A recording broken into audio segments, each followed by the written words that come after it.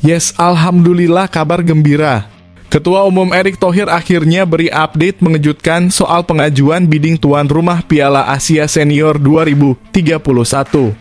Benarkah Indonesia semakin dekat untuk dipilih AFC? Belum lagi jika ada sinyal dukungan kuat dari Presiden FIFA yang bisa jadi faktor penentu. Apa yang terjadi? Mungkinkah sepak bola Indonesia akan kembali mencetak sejarah besar dengan menggelar turnamen bergengsi Asia untuk kedua kalinya? Simak informasi selengkapnya hanya di sini.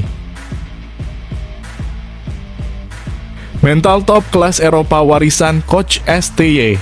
Gak mau ulangi nasib tragis timnas U20 yang gagal total, Coach Nova Arianto justru makin termotivasi dengan target besar lolos ke Piala Dunia U17 2025. Bukan beban apalagi tekanan, tapi jadi penyemangat luar biasa untuk bentuk tim Super Garuda Asia yang siap tempur, bermental baja, dan punya kualitas juara. Apa yang bisa terjadi selanjutnya? Benarkah ini tanda kebangkitan sepak bola usia muda Indonesia? Simak ulasan menariknya berikut ini. Breaking news, kejutan besar yang bikin bahagia. Penyerang ganas keturunan Indonesia-Jepang yang saat ini berkarir di Liga Jepang mendadak buka suara dan mengaku siap perkuat timnas Indonesia. PSSI harus gercep pantau dan segera proses naturalisasinya karena statistiknya luar biasa dengan 29 gol dan 21 assist di Liga. Bisa jadi tambahan amunisi bagus untuk skuad Garuda. Siapakah dia? Dan apakah bomber sensasional ini bisa jadi mesin gol baru timnas Indonesia menuju Piala Dunia? Simak informasi selengkapnya di sini. Bisa bikin geger fans Garuda. Marcelino Ferdinand belak-belakan di hadapan media ternama Inggris. Dengan pengakuan mengejutkan soal keyakinannya timnas Indonesia bisa lolos ke Piala Dunia 2026 setelah PSSI mendadak ganti pelatih di tengah jalan. Bahkan ia berani bandingkan gaya main Patrick Kluivert dengan Shin Tae-yong. Semuanya bisa autoy kaget mendengarnya. Apakah Marcelino lebih sreg dengan taktik baru atau justru masih merindukan sentuhan Shin Tae-yong? Temukan jawabannya hanya di sini. Langkah super cepat demi bisa tampil di laga krusial lawan Australia dan Bahrain serta menghindari regulasi ketat AFC soal pendaftaran pemain. PSSI bergerak ngebut targetkan proses naturalisasi Emil Audero dan James dan Joy Pelupesi selesai dan masuk data FIFA sebelum tenggat waktu 10 Maret. Apa yang bakal terjadi? Apakah semua berkas bisa beres tepat waktu atau justru ada kendala tak terduga di detik-detik akhir? Ketua Umum PSSI. Terobosan super sensasional. Demi wujudkan mimpi besar lolos ke Piala Dunia U17 2025, Ketum Erick Thohir siapkan strategi gila. Dengan mengirim timnas Indonesia U17 ke Dubai untuk gelar uji coba kelas elit jelang Piala Asia U17 2025. Langkah berani ini dipercaya bakal mengasah mental dan kualitas pemain muda Garuda. Benarkah lawan tandingnya bakal tim top Eropa dan Timur Tengah demi persiapan matang? Ini dia informasi selengkapnya. Auto gemparkan Eropa. Media ternama Eropa mendadak ungkap fakta mengejutkan bahwa Olero bakal sah jadi penyerang termahal timnas Indonesia. Nilai pasarnya meroket tajam usai resmi memperkuat Garuda dan bisa menjadi pemain dengan harga tertinggi dalam sejarah timnaskah? Benarkah ini pertanda Indonesia kini punya striker kelas elit Eropa? Inilah ulasan mendetailnya.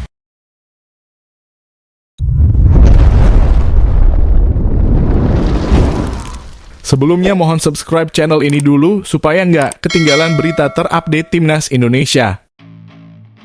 Yes, alhamdulillah kabar gembira. Ketua Umum Erick Thohir akhirnya beri update mengejutkan soal pengajuan bidding tuan rumah Piala Asia Senior 2031. Benarkah Indonesia semakin dekat untuk dipilih AFC? Belum lagi jika ada sinyal dukungan kuat dari Presiden FIFA yang bisa jadi faktor penentu. Apa yang terjadi? Mungkinkah sepak bola Indonesia akan kembali mencetak sejarah besar dengan menggelar turnamen bergengsi Asia untuk kedua kalinya? Simak informasi selengkapnya hanya di sini. Ketua Umum PSSI Erick Thohir mengungkapkan bahwa Indonesia kini mendapat pesaing baru dalam upaya menjadi tuan rumah Piala Asia 2031. Sebelumnya, Indonesia harus bersaing dengan 3 negara Asia Tengah, yaitu Uzbekistan, Tajikistan, dan Kirgistan, yang mengajukan diri secara bersama-sama. Namun, kini 2 negara lain turut bergabung dalam persaingan, yakni Uni Emirat Arab dan Kuwait. Asosiasi Sepak Bola UEA resmi mencalonkan diri sebagai tuan rumah Piala Asia 2031 pada Kamis kemarin. Masuknya UEA ke dalam persaingan menjadi tantangan berat bagi Indonesia, mengingat negara Timur Tengah tersebut sudah berpengalaman dalam menggelar Piala Asia. UEA pernah menjadi tuan rumah tunggal pada edisi 1996 dan 2019.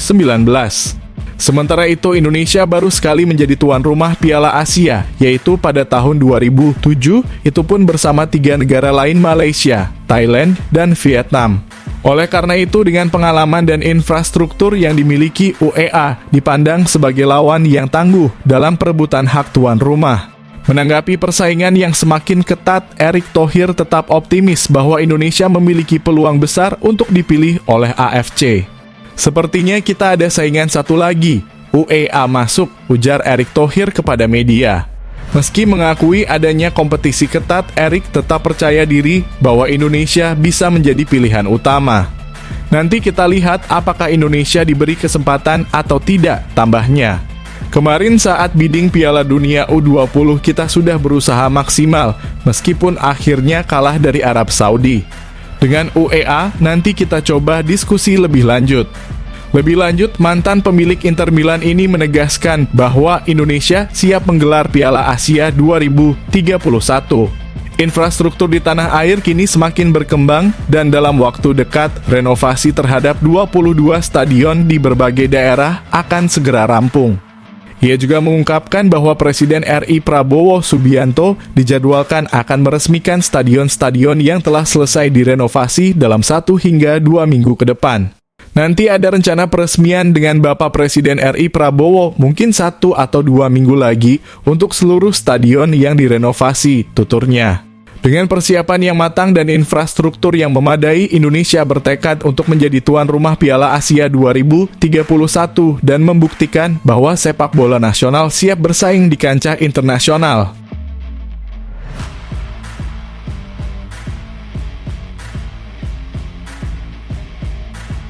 Bisa bikin geger fans Garuda. Marcelino Ferdinand belak-belakan di hadapan media ternama Inggris. Dengan pengakuan mengejutkan soal keyakinannya timnas Indonesia bisa lolos ke Piala Dunia 2026 setelah PSSI mendadak ganti pelatih di tengah jalan. Bahkan ia berani bandingkan gaya main Patrick Kluivert dengan Shin Tae-yong. Semuanya bisa autoy kaget mendengarnya. Apakah Marcelino lebih sreg dengan taktik baru atau justru masih merindukan sentuhan Shin Tae-yong? Temukan jawabannya hanya di sini. Gelandang berbakat timnas Indonesia, Marcelino Ferdinand sangat optimistis bahwa skuad Garuda mampu menutup perjalanan mereka di kualifikasi Piala Dunia 2026 dengan hasil manis, yakni memastikan tiket ke putaran final yang akan digelar di Kanada, Meksiko, dan Amerika Serikat. Sebagai salah satu pemain andalan, Marcelino rutin tampil bersama timnas Indonesia dalam ajang kualifikasi. Meski tidak selalu bermain di setiap laga, pemain jebolan Persebaya Surabaya ini sempat mencuri perhatian, terutama setelah mencetak 2 gol ke gawang Arab Saudi. Saat ini, timnas Indonesia menempati posisi ketiga di klasemen sementara dengan koleksi 6 poin. Indonesia terpaut 10 poin dari Jepang yang memimpin klasemen dan hanya berjarak 1 poin dari Australia di posisi kedua. Sementara itu, Garuda unggul selisih gol dari 3 pesaing terdekat, yaitu Arab Saudi, Bahrain, dan Cina. Dengan 4 pertandingan tersisa melawan Australia, Bahrain, Cina, dan Jepang. Marcelino percaya bahwa timnas Indonesia bisa mencetak sejarah di kancah sepak bola dunia. Ya, saya sangat yakin kami bisa lolos ke Piala Dunia 2026, ujar Marcelino. Marcelino menegaskan bahwa dirinya dan rekan-rekan setim akan fokus memberikan yang terbaik di sisa pertandingan tanpa terlalu memikirkan tekanan dari luar. Sebagai pemain, kami hanya bisa berusaha semaksimal mungkin dan tidak terlalu memikirkan tekanan. Kami hanya ingin memberikan yang terbaik di dalam dan luar lapangan, lalu melihat hasilnya langkah demi langkah. Kami tidak terlalu fokus pada siapa lawan kami, yang terpenting adalah bertarung habis-habisan di setiap laga, tegasnya. Terkait pergantian pelatih timnas Indonesia dari Shin Tae-yong ke Patrick Kluivert, Marcelino mengaku penasaran dan antusias untuk bekerja sama dengan legenda sepak bola Belanda tersebut. Saya menantikan pertemuan dengan dia Kluivert dan ingin tahu bagaimana dia membangun tim serta taktik yang akan diterapkan. Kita tahu bahwa pelatih sebelumnya berasal dari Korea, sehingga menerapkan filosofi disiplin tinggi, terutama dalam bertahan dan kerja keras. Marcelino juga menyoroti perbedaan gaya permainan antara Shin Tae-yong dan Patrick Kluivert, mengingat Kluivert membawa filosofi sepak bola Belanda yang dikenal dengan total football. Sekarang kita punya pelatih dari Belanda yang memiliki filosofi total football. Saya sangat tertarik untuk melihat bagaimana ia membangun kerjasama antara pemain dan pelatih, serta bagaimana ia akan menerapkan strateginya, pungkas Marcelino. Dengan semangat tinggi dan tekad kuat dari para pemain, timnas Indonesia kini bersiap menghadapi tantangan berat demi mewujudkan mimpi tampil di panggung sepak bola terbesar dunia, Piala Dunia 2026.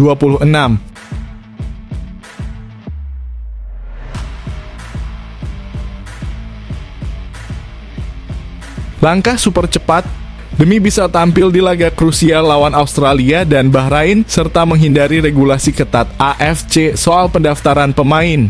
PSSI bergerak ngebut targetkan proses naturalisasi Emil Auderlo dan James dan Joy Pelupesi selesai dan masuk data FIFA sebelum tenggat waktu 10 Maret. Apa yang bakal terjadi? Apakah semua berkas bisa beres tepat waktu atau justru ada kendala tak terduga di detik-detik akhir? Ketua Umum PSSI Erick Thohir menargetkan agar proses naturalisasi 3 calon pemain timnas Indonesia, Emil Auderlo Mulyadi, dan James, dan Joy Pelupesi bisa selesai sebelum 10 Maret 2025 dan segera didaftarkan ke FIFA. Sebelumnya, Erick telah mengumumkan bahwa ketiga pemain ini bersedia untuk menjadi warga negara Indonesia. Kehadiran mereka diharapkan bisa memperkuat timnas Indonesia dalam lanjutan kualifikasi Piala Dunia 2026 zona Asia.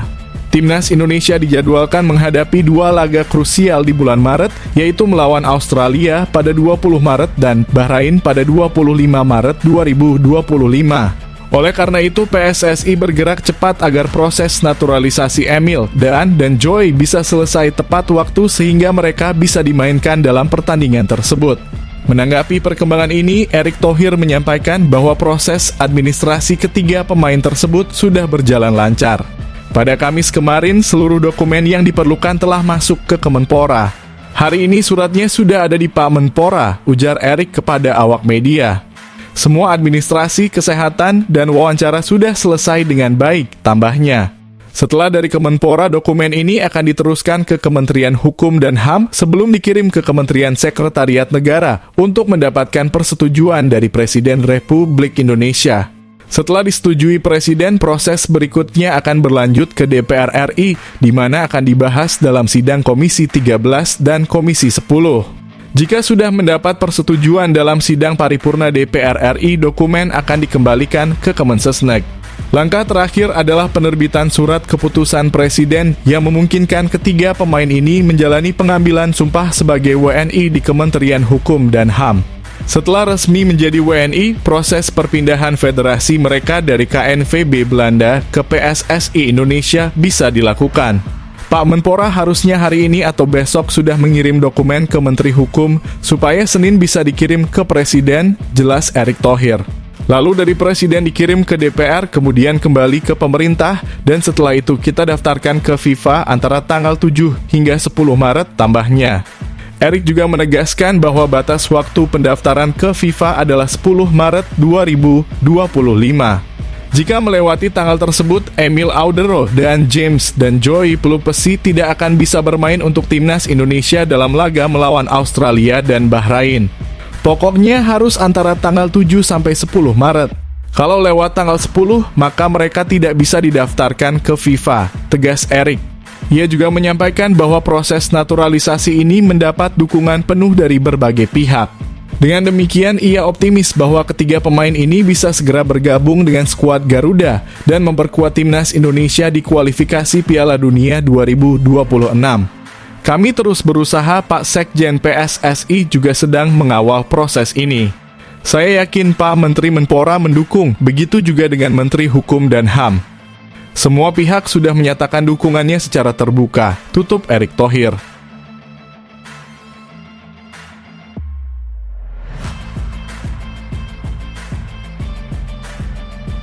Mental top kelas Eropa. Gak mau ulangi nasib tragis timnas U20 yang gagal total, Coach Nova Arianto justru makin termotivasi dengan target besar lolos ke Piala Dunia U17 2025. Bukan beban apalagi tekanan, tapi jadi penyemangat luar biasa untuk bentuk tim Super Garuda Asia yang siap tempur, bermental baja, dan punya kualitas juara. Apa yang bisa terjadi selanjutnya? Benarkah ini tanda kebangkitan sepak bola usia muda Indonesia? Simak ulasan menariknya berikut ini. Timnas Indonesia U17 menghadapi tantangan besar dengan target lolos ke Piala Dunia U17 2025. Namun pelatih kepala Nova Arianto tidak menganggap target tersebut sebagai tekanan.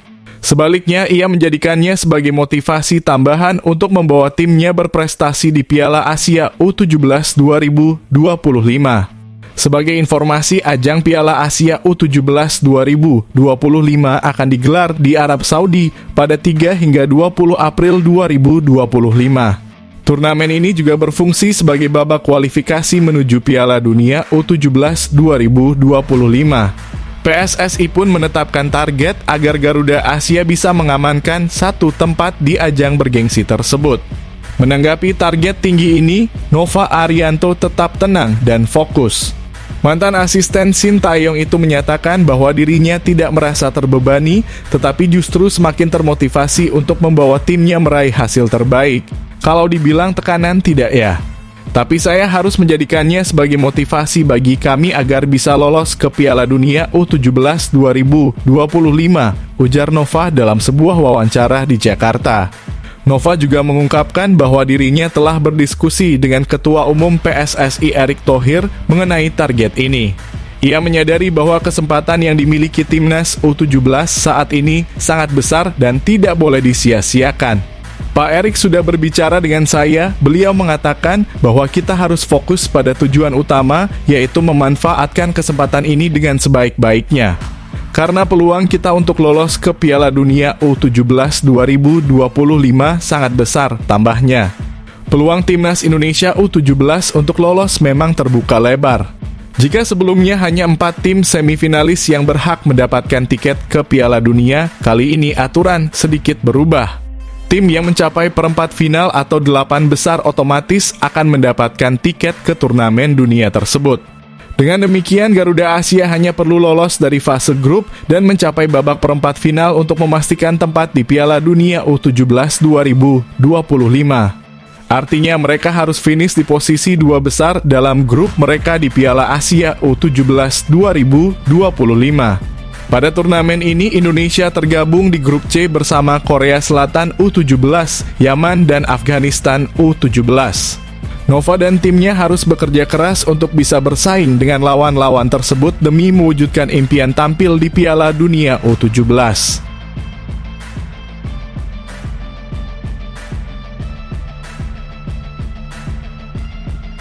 Terobosan super sensasional. Demi wujudkan mimpi besar lolos ke Piala Dunia U17 2025, Ketum Erick Thohir siapkan strategi gila. Dengan mengirim timnas Indonesia U17 ke Dubai untuk gelar uji coba kelas elit jelang Piala Asia U17 2025. Langkah berani ini dipercaya bakal mengasah mental dan kualitas pemain muda Garuda. Benarkah lawan tandingnya bakal tim top Eropa dan Timur Tengah demi persiapan matang? Ini dia informasi selengkapnya. Ketua Umum PSSI Erick Thohir mengungkapkan bahwa timnas Indonesia U17 akan mengadakan laga uji coba di Dubai, Uni Emirat Arab sebagai bagian dari persiapan menuju Piala Asia U17 2025. Saat ini timnas Indonesia U17 tengah menjalani persiapan intensif untuk menghadapi ajang yang akan digelar di Arab Saudi pada 3 hingga 20 April 2025.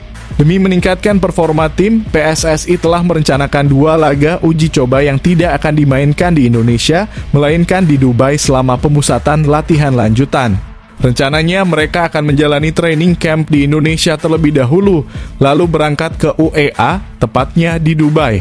Di sana mereka akan memainkan 2 pertandingan uji coba, ujar Erick Thohir saat ditemui wartawan di Jakarta. Namun Erick belum bisa memastikan siapa yang akan menjadi lawan timnas Indonesia U17 dalam uji coba tersebut.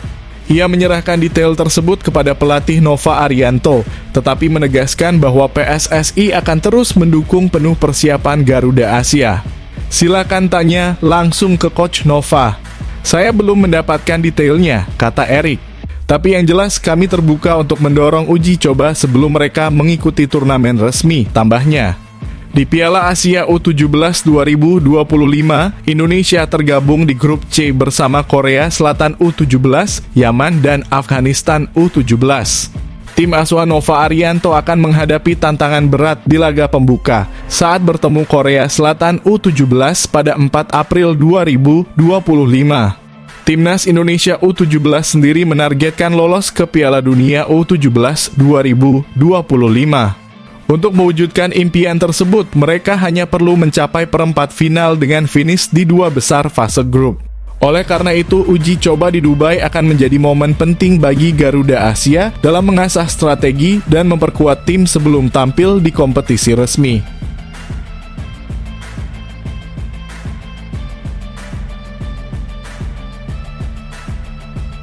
Breaking news, kejutan besar yang bikin bahagia.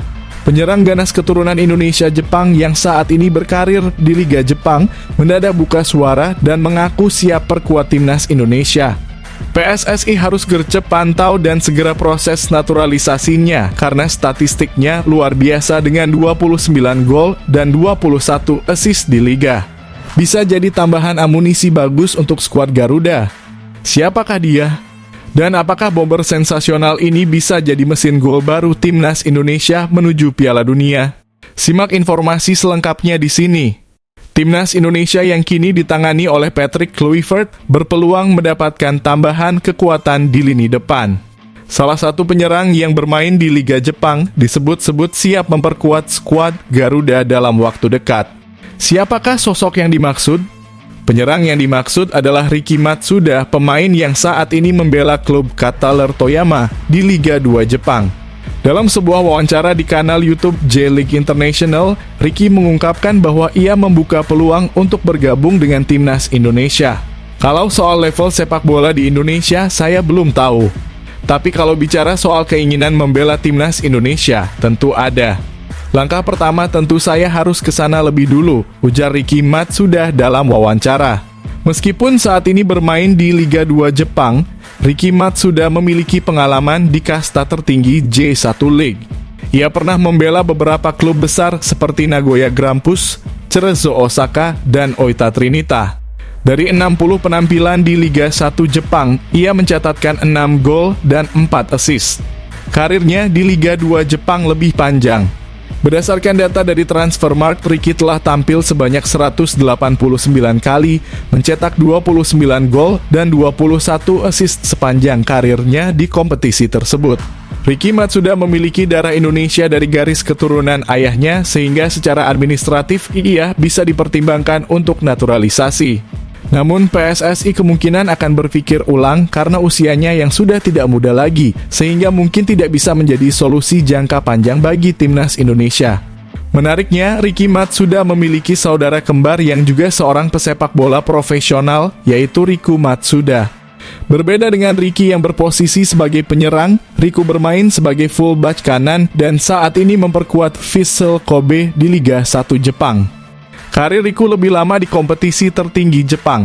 Sejak menjalani debut profesional pada 2010 saat berusia 19 tahun, ia sudah mencatatkan 221 penampilan di J1 League dengan kontribusi 6 gol dan 15 assist. Selama membela Cerezo Osaka, Riku tampil dalam 200 laga Liga 1 Jepang, mencetak 5 gol dan 15 assist. Pada September 2024, Riku Matsuda sempat mengunjungi Indonesia. Saat itu ia ditanya mengenai kemungkinan membela timnas Indonesia dan ia memberikan jawaban yang cukup positif. Saya berharap bisa membela timnas Indonesia. Jika mendapat kesempatan untuk membantu mengembangkan sepak bola Indonesia, saya akan melakukannya, ujar Riku Matsuda. Dengan adanya dua pemain keturunan Jepang Indonesia ini, timnas Indonesia berpotensi mendapatkan tambahan kekuatan baik di lini depan maupun pertahanan. Namun keputusan akhir tetap berada di tangan PSSI dalam menentukan apakah mereka akan diproses untuk naturalisasi atau tidak.